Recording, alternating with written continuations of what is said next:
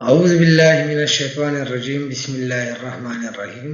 میں ہوں اسلم علیہ اور آپ دیکھ رہے ہیں اور سن رہے ہیں۔ جیسے کہ آپ کے علم میں ہے کہ پچھلے لیکچر میں ہم نے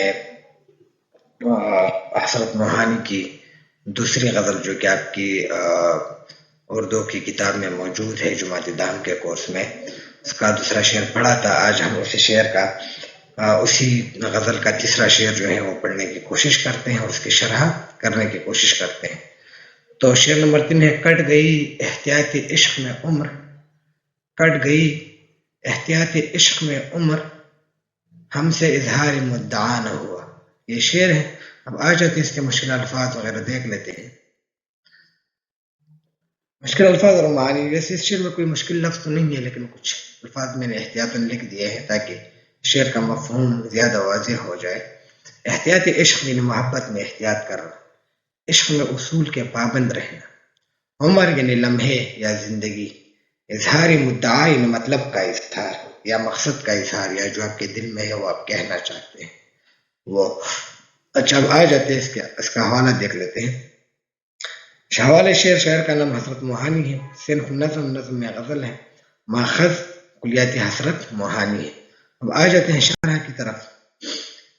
شرح فن محاسن، اب اس میں لفظ احتیاط عشق جو ہے وہ مرکب اضافی ہے، اظہار مدعا بھی مرکب اضافی ہے، کٹ گئی اور عمر مراعات النظیر ہے یا صنعت تناسب بھی اس کو کہتے ہیں۔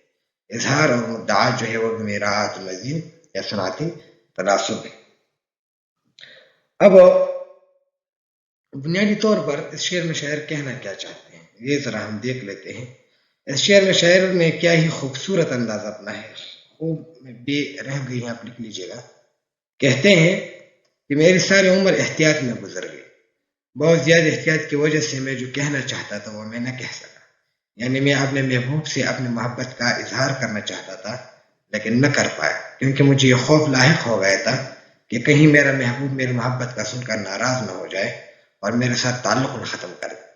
اب دیکھیں، کٹ گئی احتیاط عشق میں عمر، یہ تو ایک سیدھی ساری بات ہے کہ میں عشق میں احتیاط کرتا رہا، ہم سے اظہار مدعا نہ ہوا، جو میں کہنا چاہتا تھا وہ میں نہ کہہ پایا۔ اس کی وجہ کیا ہے؟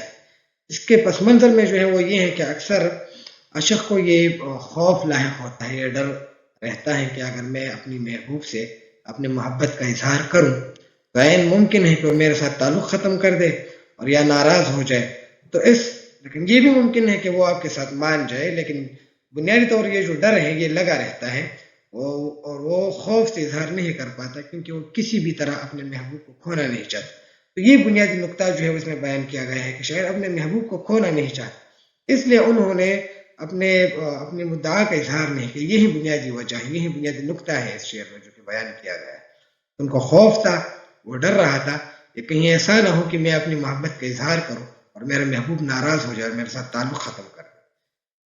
اچھا یہی وجہ ہے کہ میں اظہار کر کے نہ اپنا محبوب ناراض کرنا چاہتا تھا اور نہ اس کی بے عزتی کرنا چاہتا تھا، اس لیے میں نے ساری زندگی احتیاط میں گزاری اور اپنے مدعا کا اظہار نہ کر سکتا۔